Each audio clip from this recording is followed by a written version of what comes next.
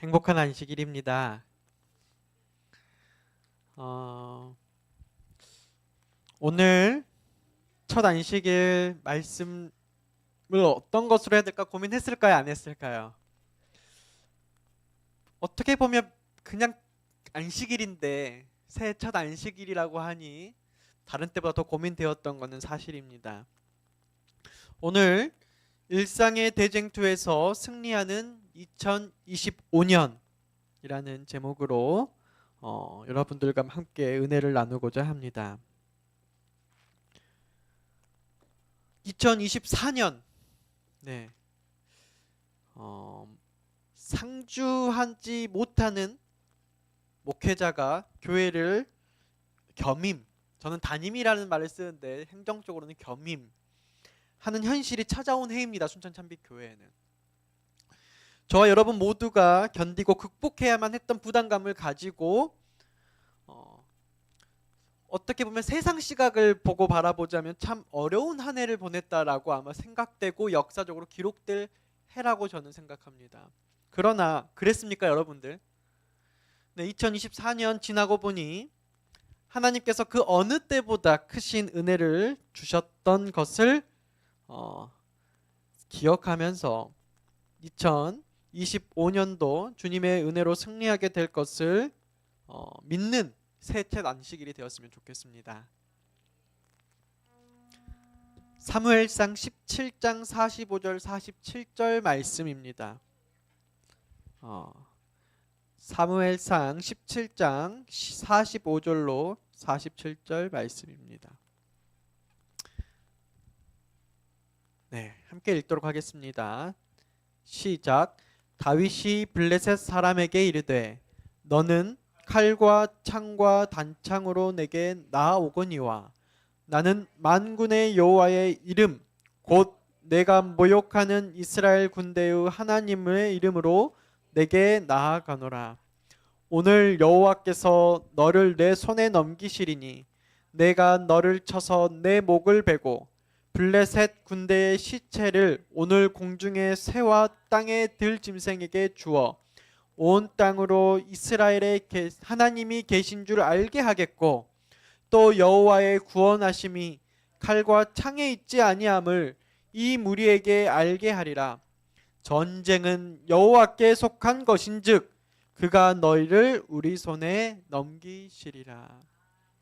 오늘의 주제 성경절입니다. 여러분, 다윗과 골리앗 이야기는 교회를 다니지 않는 친구들도 다 알고 있는 이야기 맞죠? 우리 교회를 가장 최근에 온 우리 신혁군 한번 물어볼게요. 다윗과 골리앗 이야기 압니까? 몰라요? 제가 잘못된 생각을 했습니다. 다 알 거라고 생각을 했습니다. 어린 소년 다윗이 거인 골리앗을 물러뜨린 이야기 자세히는 몰라도 들어봤죠? 처음 들어봤어요?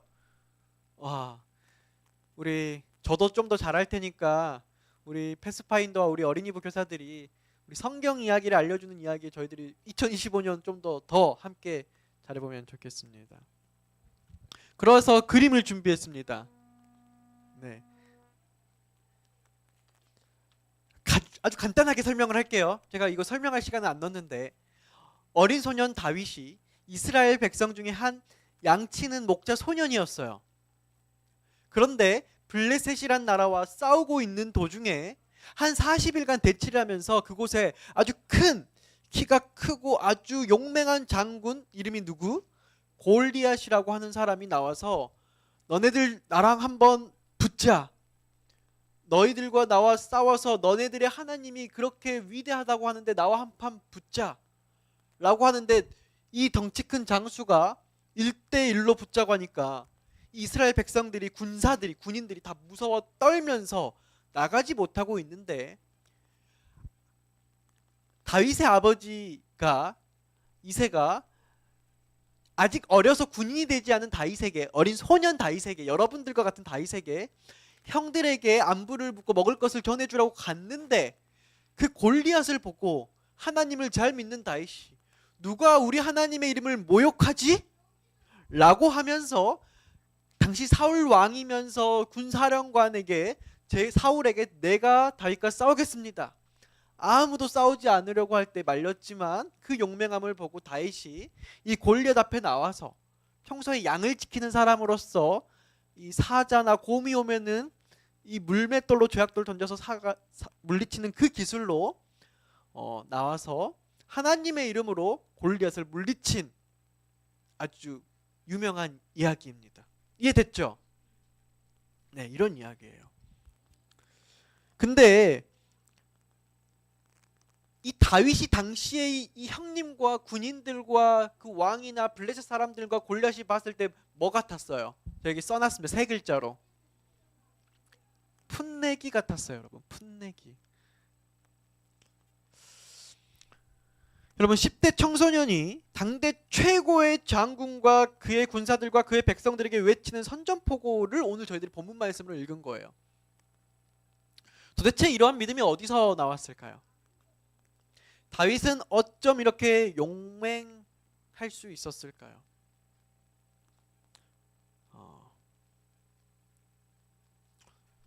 새 안부를 전하는데 우리 이경숙 집사님이 목사님은 생각보다 조금 당차요 뭐 이런 이야기로 흔히 제가 보니까 관상학을 좀 하시는 것 같은데 이런 이야기를 좀 해주셨어요. 다윗이 그 당시에 사람들이 봤을 때 괴롭힘 당하고 어떻게 보면 미움도 당할 수도 있고 근데 어디서 뭔가 나오는 그런 이런 누가 보면 믿음? 세상 사람들이 보면은 좀 이해 안 되는 뭐라고 할까요? 근거 없는 자신감 이런 게 있었는데 그것은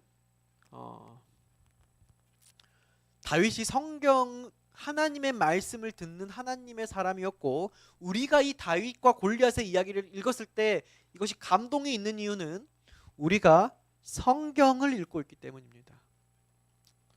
무슨 말이냐면 현실이 아닌 하나님의 기록하심이라고 생각하니 우리가 이거 감동적으로 읽는 거예요. 하나님이 주권이 살아있는 이 성경책을 믿으니까 하나님의 율법을 믿으면서 우리가 이 이야기를 접하니까 다윗과 골리앗의 이야기는 가슴 뜨거운 이야기인 것입니다. 오늘날 세상적인 생각으로 좀 해볼게요.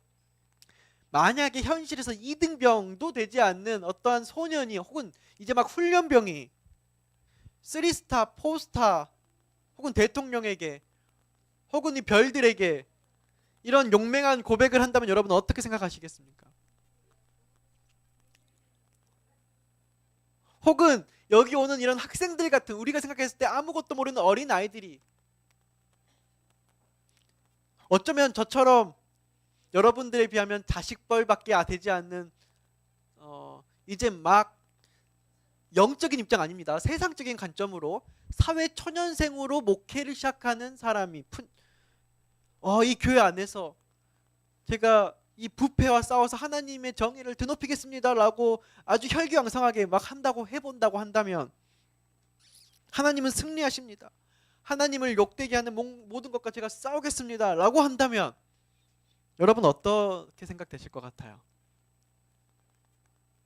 여러 가지 마음이 좀 현실에서는 이럴 것 같아요. 제가 좀 정리해봤어요. 군대나 혹은 조직이나 혹은 어떤 공동체 속에서 하룻강아지 범 무서운 줄 모른다. 아직 인생 좀 덜 살았구나. 그럴 때지. 나도 저럴 때가 있긴 있었지. 기특하기는 하다마는 생각은 사고 치는 거 아니야. 우리 조직에 조금 해가 되는 것이 아니야. 이런 게 조직 안에 있기 때문에 저는 비상계엄이 일어났다고 생각해요. 왜냐하면 계급, 흔히 우리들이 말하는 시선 이런 것들을 이겨내기 굉장히 어렵고요. 그것이 소년이나 전혀 군인이 아닌 사람들이 뭔가를 했을 때 우스워 보일 수 있어요. 그러면 이 다윗과 골리앗의 이야기는요, 저희가 성경적 세계관으로 접근하지 아니하면 절대로 가슴이 웅장해지고 감동찬 이야기는 아니라는 것입니다. 다윗이 결과를 아니까, 우리가 이게 성경에 기록돼 있으니까 그렇게 하지. 이 순간 이 다윗이 아까 제 본문 말씀처럼 내가 칼과 창과 단창으로 나아가거냐 나는 만군의 여호와 이름 나아간다라고 했을 때 거기 있는 모든 사람들 마음이 어땠을까 한번 상상해 보시라는 거예요. 영적인 관점 말고 세상적인 관점이요.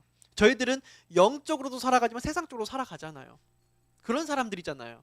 오늘 여기서 하나님께 예배드리지만 또 내일부터는 저희들이 직장 생활에서 세상적인 사람으로 살아가는 사람들이고 그렇게 말하고 생각도 하는 사람들이잖아요.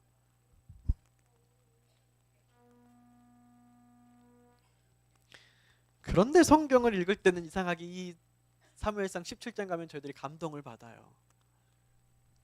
왜 그럴까요? 바로 다른 관점으로 바라보기 때문입니다.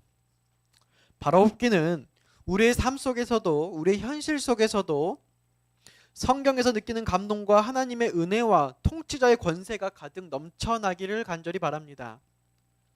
같은 관점 속에서 성경과 우리의 일상을 읽어내고 바라볼 줄 알게 되시기를 간절히 바라겠습니다. 네. 이 부자 선지자 646페이지 다윗과 골리앗 챕터예요. 64장인가요? 한번 제가 읽어볼게요. 다윗은 한 목자에 불과하였으나 매우 보기 드문 대담한 성격과 용기와 힘을 나타내었다. 그리고 사무엘이 저희 아버지의 집을 은밀하게 방문했다가 말없이 가버린 데에 대해 그의 방문의 참된 목적이 무엇이었는가 하는 의심을 갖고 있었다. 그들은 다윗이 그들보다 더 영광을 받는 것을 볼 때에 질투심이 일어났고 다윗의 성실과 형제로서 보여주는 이 친절에 합당한 존중과 사랑을 가지고 그를 대하지 않았다. 그들은 다윗을 단지 풋내기 목자로 밖에 보지 않았으며 다윗이 말한 질문을 듣고 엘리압은 누구냐면요, 다윗의 첫째 형이에요. 장남입니다. 블레셋 사람의 거인을 침묵시키려고 시도하지 못하는 자신의 비겁함에 대한 비난처럼 생각하였다. 엘리압은 분노하여 뭐뭐뭐뭐라고 부르짖었다. 제가 좀 생략했어요. 다윗은 공손하나 단호하게 다음과 같이 대답하였다. 그 대답도 제가 생략을 했습니다. 그러니까 맥락이 무엇이냐면은 성경을 읽는 화자의 생각은 다윗이 굉장히 하나님의 신실한 훌륭한 사람인데 그 당시에 일반 사람들 생각은 도대체 쟤 뭐야? 우리가 지금 골리앗과 싸우지 못한 우리를 뭐 비난이라도 하는 거야? 그리고 선지자 사무엘이 그 집에 왔다가 정확히 보지도 않고 돌아가는 이후에 뭔가 의심도 가지고 있고 여러 가지 생각 속에서 누구를 미워한 거예요. 누구를? 다윗을. 왜냐하면 그는 풋내기고 뭔가 그가 하는 친절과 사랑인데 그 친절과 사랑이 그대로 좋게 내가 존중해 줘야 되는 게 인지상정이지만 이상하게 그게 안 되는 거예요. 여러분 이 감정 아십니까 모르십니까? 사회생활 할 때 있습니까 없습니까? 비록 부디 바라옵기는 다윗과 같은 경험으로 경험해 보셨길 바랍니다. 네, 억울할 거예요 다윗은. 근데 다윗은 어떻게 대처했는지를 제가 이제 집중하는데 다윗은 공손하나 단호하게 겸손하게 이렇게 대답했습니다. 다윗은 오해를 받으면서도 억울했겠지만 엘리압과 싸우려고 하지 않았습니다. 그 이유를 제가 보자는 거예요. 그 이유를. 저 같았으면 싸웠어요. 아 형님 제가 이렇게까지 했는데 진짜 너무한 것 아니십니까? 제가 하나님 믿고 이렇게 하는 거지. 제가 이랬을 것 같아요. 근데 다윗은 그러지 않았어요. 왜냐하면 다윗은 오늘 주제예요. 대쟁투 관점을 분명히 알기 때문에 누구와 싸워야 하는지 분명히 알았기 때문입니다. 대쟁투 관점, 누구와 누구의 싸움인지, 이것은 하나님과 사단의 싸움이지 이것을 모른다면 맏형 엘리압에게 이 막내 다윗이 그 용맹한 마음, 혈기 끓는 마음으로 대응할 수밖에 없었을 거예요. 세상은 그런 세상이 대부분입니다. 엘리압이 잘못된 사람이 아니에요. 저는 엘리압이 나쁜 사람처럼 보인다고 생각하는데 그게 그냥 세상 사람이에요. 일반적인 사람입니다. 그런데 하나님의 사람 다윗은 그렇지 않았다라는 것을 다른 관점으로 보자는 것입니다. 그렇다면 다윗의 생각과 다윗을 바라보는 사람들의 생각이 어떻게 달랐냐는 것을 한번 우리 부자 선지자에서 한번 찾아봤습니다. 이와 같이 차려입은 다윗은 이게 뭐냐면 사울이 입혀준 아주 큰 갑옷들과 그 방패와 이런 무기들 있죠. 그 사명을 띠고 출발했으나 얼마 가지 않아 다시 돌아오기 시작했다. 근심스럽게 바라보던 자들은 얼른 생각하기를, 일반 사람들 생각이에요, 다윗이 상대할 수 없는 원수를 만나 그의 생명이 위험함으로 돌아올 것이라고 생각했다. 이게 많은 세상 사람들이 생각하는 하나님을 믿는 사람들의 생각이에요. 그러니까 많은 세상 사람들이 바라보는 하나님을 믿는 사람들을 바라보는 시각이라는 거예요. 왜냐? 그들은 대쟁투적 세계관이 없으니까. 그러나 이것은 용감한 소년의 생각과는 전혀 다른 생각이었다. 다윗은 그런 생각이었어요? 아니었어요. 그러니까 다윗은 철저히 오해받고 있는 거예요. 세상 사람들로부터. 다윗은 사울에게 돌아가서 무거운 갑옷을 벗어두고 가도록 허락해달라고 간청하면서 익숙하지 못하니 이것을 입고 가지 못하겠나이다 라고 말한 거죠. 그는 자기 옷에 맞지 않고 자기가 만났고 자기가 믿었던 하나님을 믿고 그 전쟁 간 것이지, 사울이 대리로 주는 무기와 갑옷과 세상의 이런 무기들을 가지고 나아간 것이 아니었다라는 뜻입니다.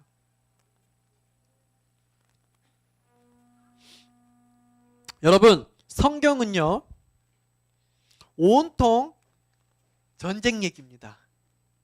특히 구약은 대부분 전쟁 이야기예요.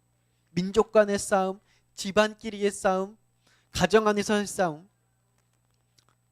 오늘날 이 많은 전쟁 이야기는 현재를 살아가는 우리들에게 어떤 교훈을 줄까? 이 성경이 하나님께서 이것을 통해서 무엇을 말할까? 저희 교회가 저희 국가가 전쟁 국가라고는 하지만 저는 전쟁을 피부로 느끼지 못하는 사람입니다. 최근에 그나마 전쟁까지는 아니지만 계엄이라는 것이 무엇인가를 인지한 거예요. 사실 어떤 피가 흐르는 계엄도 아니었어요. 그래서 저는 그거를 아직도 얼마나 무서운지 인지는 하는데 피부로 느끼지는 못한 사람입니다. 뉴스로 보긴 보죠. 우리 뉴스에 나오잖아요. 막 북한군이 전면에 파병 가서 요즘 뉴스로 다 그러니까 전쟁을 내가 직접 겪지 않아도 전쟁이 어떻게 이루어지는지 보여지니까 인지는 하는데 그게 내 삶에 다가와서 피부로 느껴지지는 않는 세대라는 거예요. 저는 그래요. 우리 성봉기 장로님은 또 다를 거예요. 피난 시대에 사셨으니까 우리 어르신분은 또 다르겠지만 저는 그래요.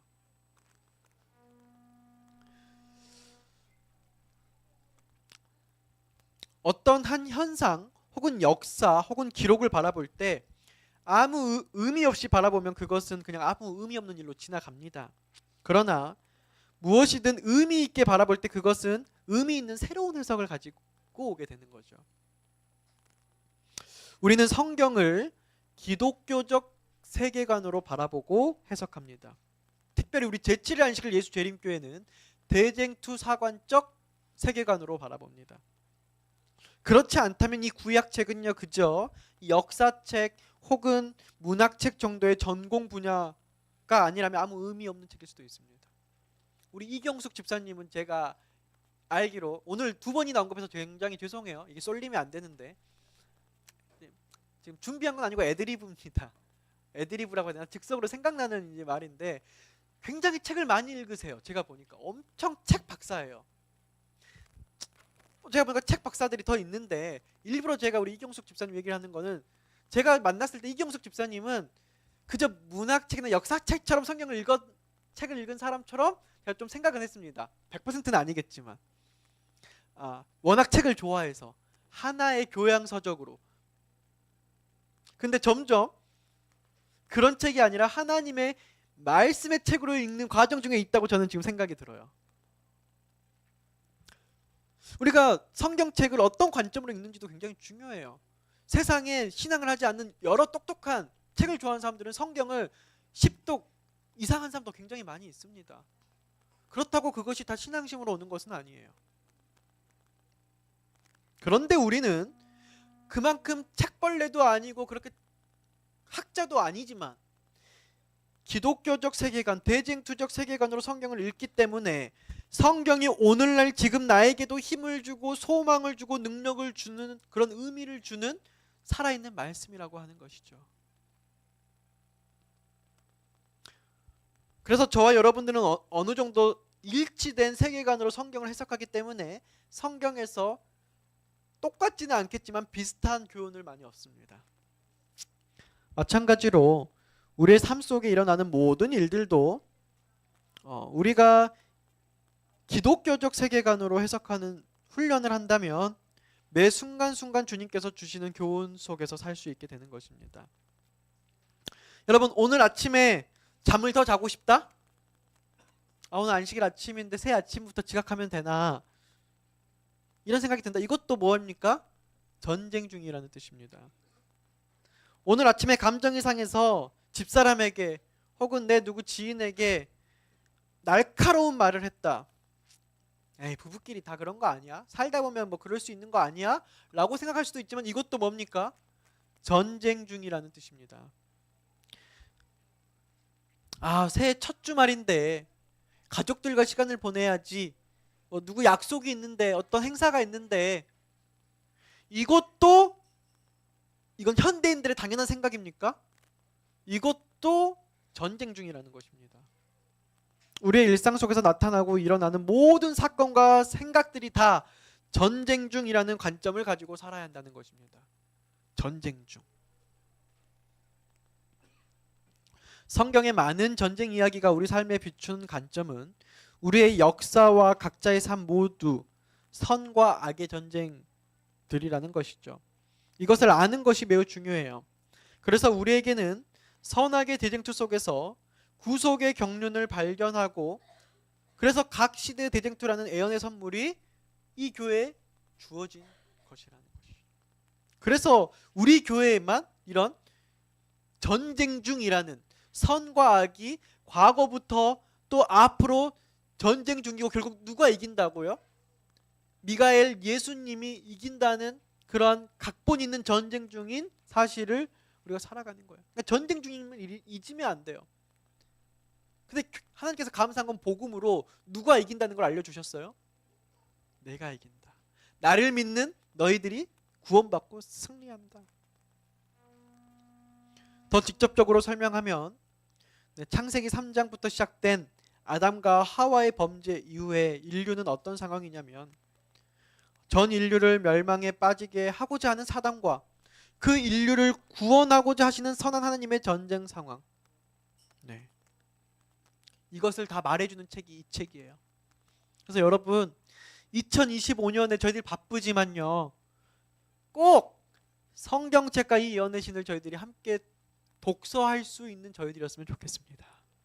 그리고 이것을 교회에서 함께 이끌어갔으면 좋겠습니다. 목사인 저부터도 일치하면 안 읽혀집니다. 마찬가지에 다들. 그러니까 우리 교회에서 우리 교회 공동 목적으로 정하고 우리가 함께 나아가는 그러한 행사들, 이벤트들, 혹은 교회 사업들이 선교부와 안교부와 목회부와 여러 재직들이 함께 하나의 목표를 가지고 소그룹에서 혹은 교회 안식일 학교 시간에 혹은 목회부에서 이러한 어쩌면 당연한 것들이, 큰 게 아니라 당연한 것들이 채워져서 2025년 순천참빛교회는 말씀이 넘치고 기도가 넘치고 찬양이 넘치고 예배가 신령과 진정의 예배가 드려짐으로써 하나님께서 주시는 예언의 선물을 저희들이 가볍게 여기지 않는 그런 교회가 될 수 있기를 간절히 소망합니다. 군대에서 세뇌당할 정도로 들었던 말, 우리가 전쟁 중임을 잊을 때 뭐가 일어난다? 전쟁이 일어난다. 그리고 우리가 전쟁 중임을 잊을 때 우리는 뭐한다? 당한다. 여러분, 우리는 전쟁 중에 살고 있습니다. 지금도 전쟁 중입니다. 우리가 전쟁 중임을 잊는 순간 사단은 우리를 공격할 수밖에 없습니다. 조금 더 나아가자면 이 전쟁에서의 승리는 오늘 본문 말씀에서 그랬던 것처럼 누구와 관계가 있냐는 것이면 언제나 하나님과 관계가 있습니다. 나의 일상생활 속에서의 승리는 일상생활 속의 전쟁의 승리는 신앙과 하나님과 직결되어 있다는 거예요. 여러분, 부부간의 문제, 직장에서의 동료 간의 문제, 옆집, 뒷집, 앞집, 이웃 간의 문제, 하물며 교회 안의 성도들 간의 문제, 모든 문제는 다 선과 악의 대쟁투 관점에서 볼 때 이 전쟁의 승리와 패배의 결과는 현실 속에 있는 여러 가지 원인들에 있는 게 아니에요. 나를 괴롭히는 저 사람에게 있는 게 아니에요. 어디에 있어요? 나와 하나님과의 관계의 문제로부터 시작된다는 사실 우리가 직시해야 돼요. 그러니까 문제가 생기면 그 문제로 괴로워할 것이 아니라 뭘 돌아보면 돼요? 나와 하나님과의 관계, 내가 오늘 아침 말씀 속에 살아 있었나? 내가 지금 기도로 하나님과 대화 중인가? 내가 하나님의 음성을 정말 분별하고 있는가? 혹 나의 생각, 세상의 생각을 하나님의 생각으로 내가 고집 피우고 있지는 않은가? 이 전쟁 중에 우리가 그것을 인식하는 게 필요해요. 어려운 게 아니에요. 다윗이 골리앗을 힘들게 이긴 게 아닙니다. 그것을 분별했어요. 무슨 말이냐? 평일에는 잘 살기 위해서 열심히 살고 안식일날 교회 가면 신앙하고 있다는 관점을 넘어서서 하루에도 일어나는 수십 가지 전쟁 중에서 저희들이 매 순간마다 이러한 관점을 놓치면 안 된다는 것이죠. 그러면요, 자연스럽게 안식일 준수, 청지기 생활, 교회 안에서의 섬김과 봉사, 성도들과의 연합과 교제, 그건 하나님께서 주신 선물로서 경험하는 것입니다. 저희들이 이것을 어떻게 뭔가를 노력하고 우리가 뭔가 의의로 하는 게 아니라 하나님이 저희들에게 선물과 축복과 은혜로 주시는 거예요. 그래서 세상 법칙대로 내가 교회 이제 몇 년 다녔으니까 이제는 내가 이런 신앙 해야지, 이제 교회는 출석도 잘 해야지, 체면이 있으니까 내가 이제 헌금도 좀 어느 정도는 해야지, 내가 누구 봐서 좀 누구 데려오는 신용이라도 좀 해야지가 아니라 이제는 이런 신앙 하지 말자는 거예요.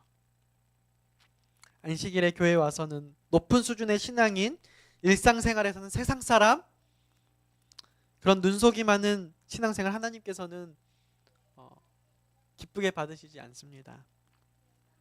우리가 성경을 읽을 땐 다윗 이야기가 감동의 이야기인데 세상적인 관점에서 바라볼 때는 다윗이 정말 걱정되는 풋내기라면 어찌 되겠습니까? 정말 중요한 것은 하루에도 수십 가지 일어나는 전쟁 중에서 내가 무엇을 선택할 것인가?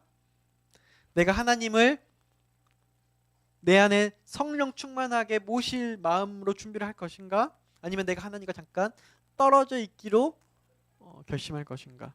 이 선택 속에서 우리가 전쟁의 관점을 가지고 바라옵기는 2025년 순천 참빛교회 성도님들 각자의 신앙이 일상 삶에서의 선한 영향력으로 가득 차기를 간절히 바랍니다. 그러한 생애가 되기를 꿈꾸고 있습니다. 전쟁에서의 승리는 언제나 하나님과의 관계가 있다 기억하시면 좋겠습니다. 그러면 이런 관점을 가지고요, 다윗과 골리앗의 쟁투로 들어가 보겠습니다. 다윗이 그토록 무시무시한 골리앗과 블레셋 민족을 상대로 승리할 수 있었던 이유가 무엇일까요? Máquina, veremos la velocidad de esta onda muy larga. 여러분, 인터넷에 유튜브에 보니까 물매가 얼마나 센지에 대해서 보여준 영상이 있어요. 이제 물매인데 여러분 저렇게 하면 골리앗 죽일 수 있을까요? 없을까요? 야, 저렇게 해서 이마 맞으면 죽겠어요? 안 죽겠어요? 죽겠어요.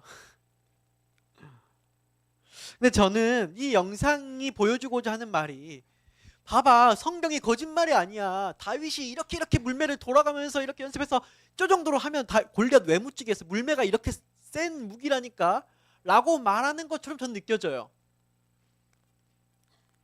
근데 성경은 그렇게 말하는 게 아니에요.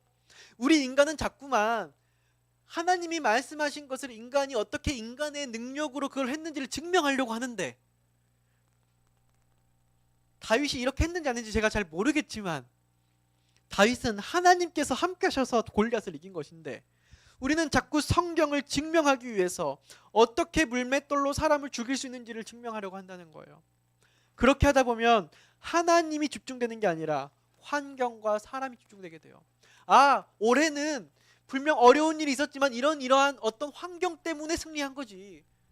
어떤 사람 때문에 승리한 거고 어떤 변수 때문에 이긴 거지가 아니라 누구 때문에요? 아멘. 하나님 때문에. 그러면 좀 심층적으로 질문을 드리면 다윗의 담대함과 용맹의 믿음은 갑자기 나온 것일까요? 아니면 꾸준히 영적 경험을 통해서 커진 것일까요?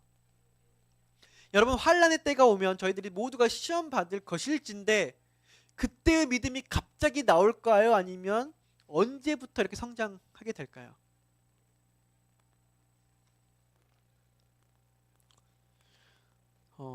저번 주에 제가 25살 때 학생 전도사로 있을 때 학생들이 부모님도 교회에 안 다니고 아무 교회 끈도 없고 삼육학교도 안 다니는 그저 한 동네에 지나가던 애들을 데리고 와서 교회에 이렇게 정착시켰는데 그 친구들이 대학도 가고 군대도 갔다 오고 지금까지 교회를 그 무리들이 다니면서 신앙을 하는 친구들이 있어요. 저에겐 아주 소중한 사람들이죠. 매해년 연말이면 저희 집에 찾아와요.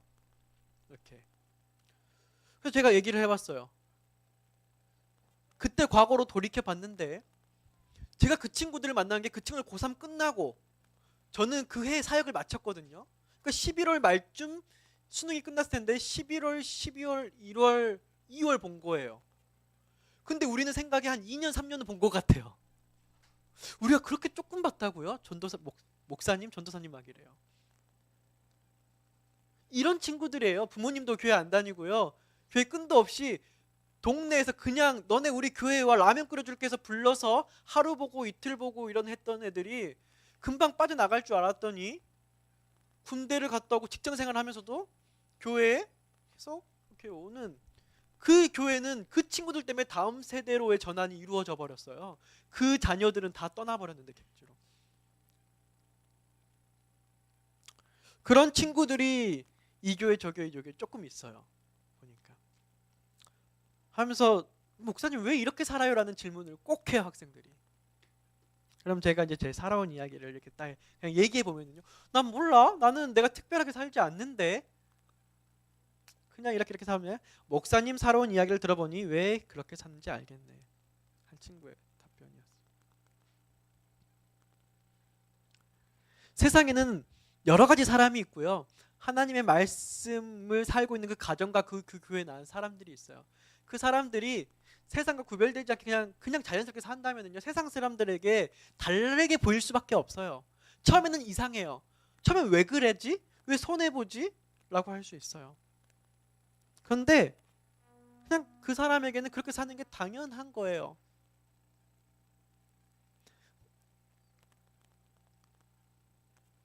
그러니까 신앙을 계속 거꾸로 해서 질문하다 보니 제가 보니까 목회 가장 쉬운 길이었던 것 같아요. 제가 좀 더 괜찮은 사람이었으면 하나님께서 저를 평신도로서 해주셨을 텐데 보니까 제가 그렇게 괜찮은 사람이 아니라서 목회자로 불러주신 것 같아요. 이렇게 딱 울타리를 잡아놔야지만 돼서요. 저는 평신도 분들을 되게 존경합니다. 제가 평신도였으면 저는 그렇게 못 살 것 같거든요. 휴가 기간에 제가 온라인 예배를 드리려고 하는데 어찌나 제가 무등교회를 다녀요. 화요일마다 여기에서 예배를 못 드는데 저는 화요일날 예배를 아직 안 드려본 적이 없어서 이제 루틴이 좀 깨진 것 같아서 예배를 드리는데 무등교회 가서 예배를 드리거든요. 근데 한 번씩 새벽이가 아프고 열이 나면 이제 못 갈 때가 있어요. 그러면 그 교회도 온라인 예배를 드리거든요. 그래서 유튜브를 탁 키는데요. 그 한 예배를 집중하기 위해서 이 목사인 나도 얼마나 시험 받는지 몰라요. 핸드폰 보고 싶고 딴 거 집중되고 막 그때마다 진짜 온갖 노력을 다합니다. 정말 예배를 온전히 드려보려고. 그래도 잘 안 돼요. 그런데 이 예배에 진심이신 우리 평신도분, 저는 목사니까 이 예배를 진행해야 되니까 어떻게 보면 의무감과 좀 이걸 잘해야 되는 어떤 일 때문에 나오지만 그게 없는 평신도분들은 저는 정말 믿음이 훌륭하신 분들이라고 존경합니다. 일상 속에서 이런 대쟁투에 이것도 대쟁투에 승리하는 것이죠. 이런 예배를 우리가 준수하고자 하는.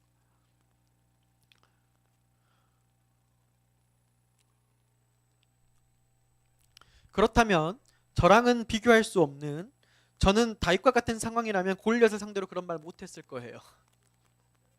너는 칼과 창과 단창으로 오지만 나는 만군의 여호와 이름으로 나가겠다. 이런 말은 제가 초등학생 때까지는 좀 할 수 있었던 것 같은데, 지금 현재 내 가정이 생기고 내 자녀가 생기고 내 직업을 가지고 있고 월급을 봉급을 받는 사람으로서 저는 골리앗이 아니라 어디 건달에게만이라도 혹은 어떤 권력자에게도 저는 이런 말 못할 것 같아요. 솔직히 부끄럽게 말씀드립니다.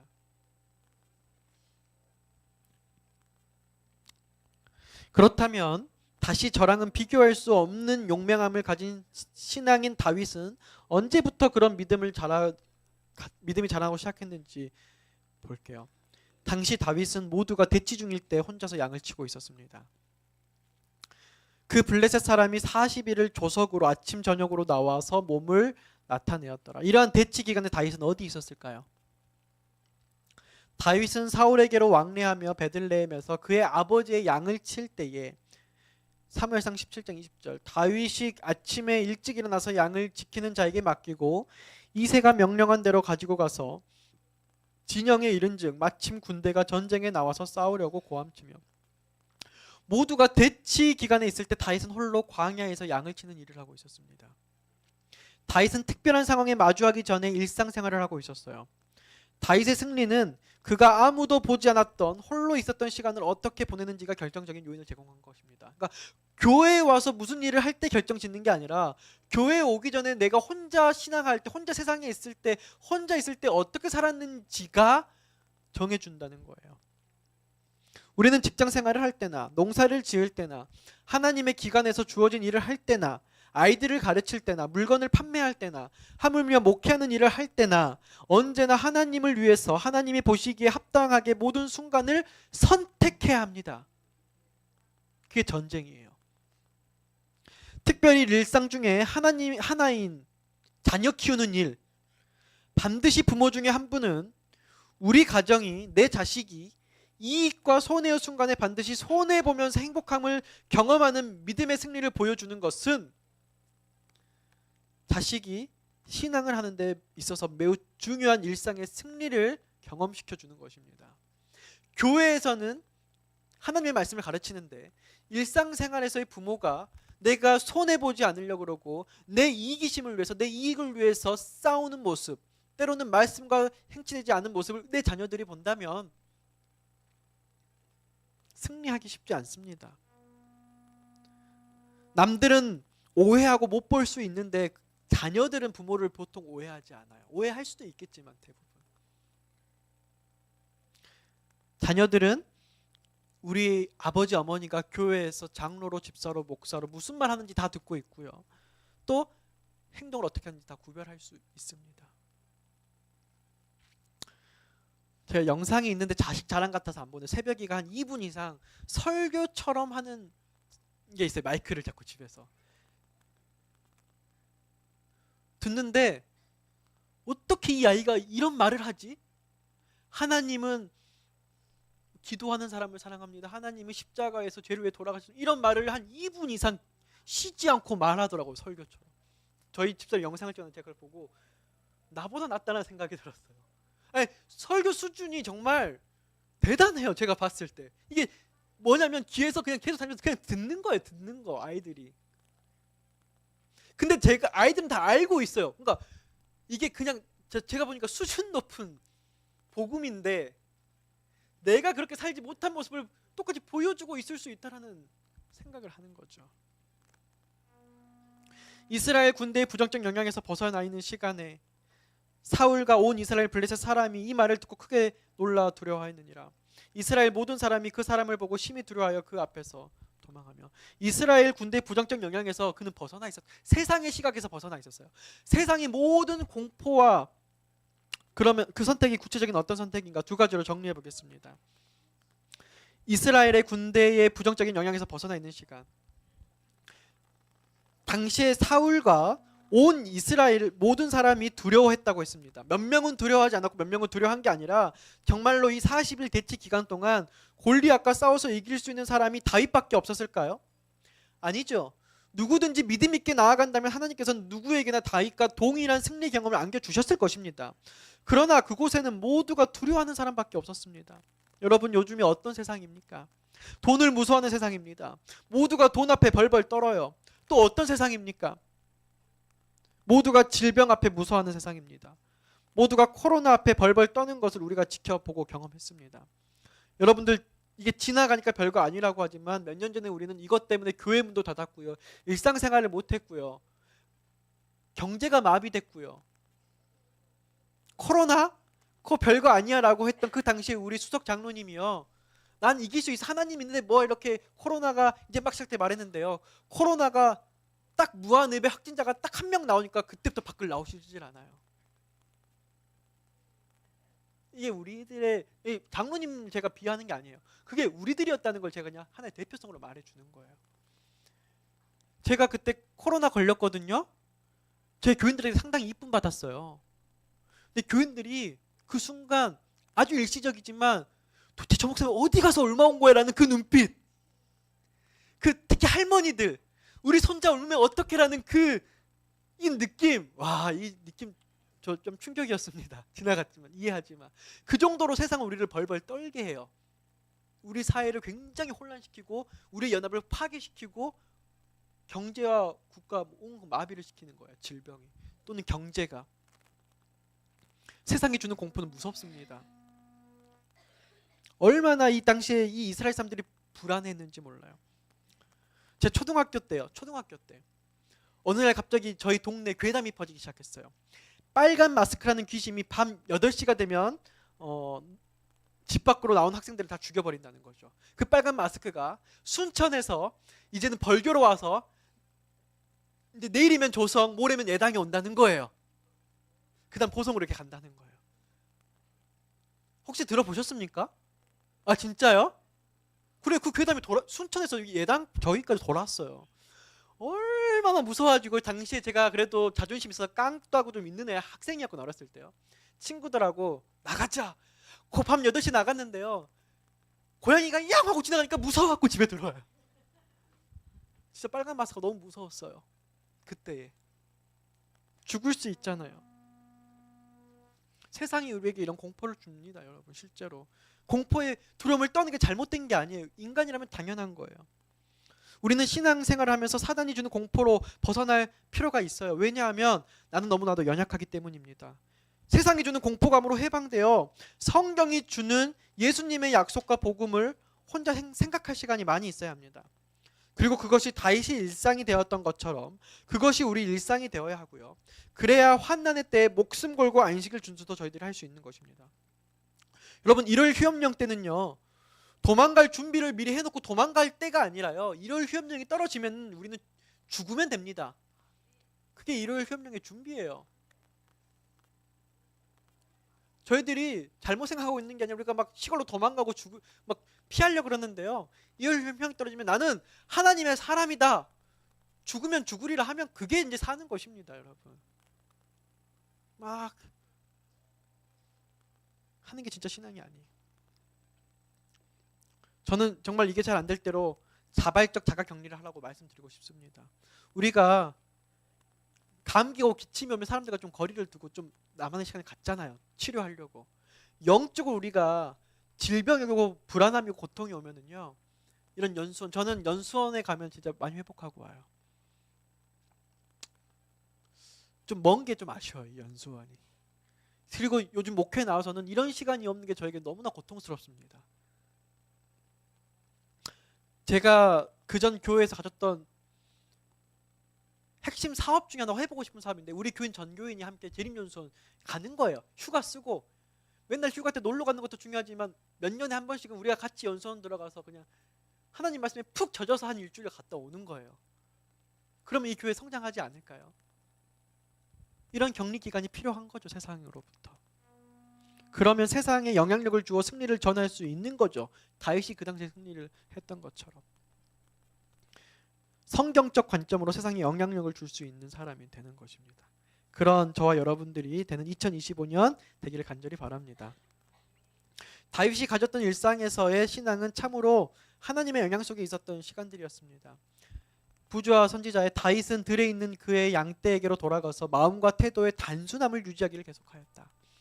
이제 그의 마음은 전보다 하나님의 뜻을 충분히 행하기에 전념하였다. 제가 바쁘게 살 때보다요, 제가 학생 때 겨울에 아침에 에어컨 들고 산에 올라가서 그 눈 오는데 패딩 입고 눈에 누워서 에어컨 읽다가 해 떨어지게 내려올 때 그런 기억이 있어요. 그때 제가 안 바빴어도요, 하나님께서 모든 것을 승리 줬던 그런 경험, 왜 지금 내가 그걸 못하고 있을까? 내 신앙이 많이 약해졌다는 생각을 좀 많이 하게 되는 거죠. 그래서 2025년 저부터 더 회복해서 저와 여러분들이 이러한 회복되는 해가 좀 되었으면 좋겠습니다. 하나님의 뜻을 충분히 행하기에 전념하는 해가 2025년이 되었으면 좋겠습니다. 사무엘상 17장 36절, 주의 종이 사자와 곰도 쳤은즉 살아계신 하나님의 군대를 모욕한 이 할례 받지 않는 블레셋 사람들이니까 그가 그 짐승의 하나와 같이 되리이다. 다윗의 승리는 어땠습니까? 그는 이미 소년 때부터 하나님을 의지했던, 경험했던 승리였습니다. 승리해본 경험이 있는 다윗이기 때문에 골리앗이라는 모든 백성들이 두려워하는 상황 속에서도 만군의 여호와 하나님 의지하여 승리할 수 있었던 것입니다. 제가 교만하지 않으려고 참 제 자신을 자꾸 이렇게 치는데요, 그럼에도 불구하고 제가 하나님께 감사한 것은 제게 여러 승리의 경험을 주신 것입니다. 하나님을 의지했을 때 어려운 환경 속이었지만 하나님과 함께 승리했던, 하나님께 영광 돌릴 수 있었던 그런 경험이 저에게 힘을 주어서 어려운 환경 속이지만 우리 순천 참빛 교인들과 함께 승리해 볼 수 있겠다는 확신이 제 안에 있습니다. 이것이 저와 여러분들과 공유될 수 있었으면 좋겠습니다. 이제 해가 지났으니까 환란의 때도 한 해 더 가까워진 것입니다. 블레셋, 특별히 골리앗과의 싸움을 피할 수 없는 운명에 이스라엘의 백성들에게 승리를 안겨준 것은 다윗의 일상의 승리였습니다. 그런 일상의 승리를 함께 할 수 있으면 좋겠습니다. 시간이 없으니까 빨간 글씨만 읽을게요. 다윗의 음성에는 두려워하는 기색이 전혀 없었다. 그의 아름다운 얼굴에는 승리의 기쁨이 있었다. 여러분들 표정을 제가 한번 보도록 하겠습니다. 네, 승리의 기쁨이 있으십니까? 우리 송 장로님, 승리의 기쁨이 더 보여지게 웃어주시면 감사하겠습니다. 어디 한번 다 제가 한번 보겠습니다. 우리 정홍균 집사님을 보니까 승리하고 이미 하늘에 가 계십니다. 보니까.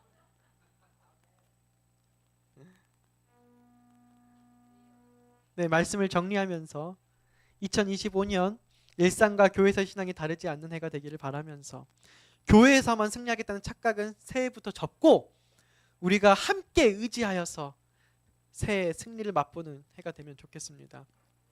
2024년 대쟁투 속에서 함께 승리하십시다. 신명기 1장 11절 말씀입니다. 너희 조상의 하나님 여호와께서 너희를 현재보다 1000배나 많게 하시며 너희에게 허락하신 것과 같이 너희에게 복 주시기를 원하노라. 내 하나님 여호와께서 돌보아 주시는 땅이라. 어딥니까? 연양 삼각길 9 8층 이 순천 참빛교회, 연초부터 연말까지 내 하나님 여호와의 눈이 항상 그 위에 있으리라. 어젯밤 우리 최병일 장로님의 기도처럼 하나님의 눈동자가 이 2025년 한순간도 한 곳도 빠짐없이 저희들을 돌봐주실 것에 감사드립니다.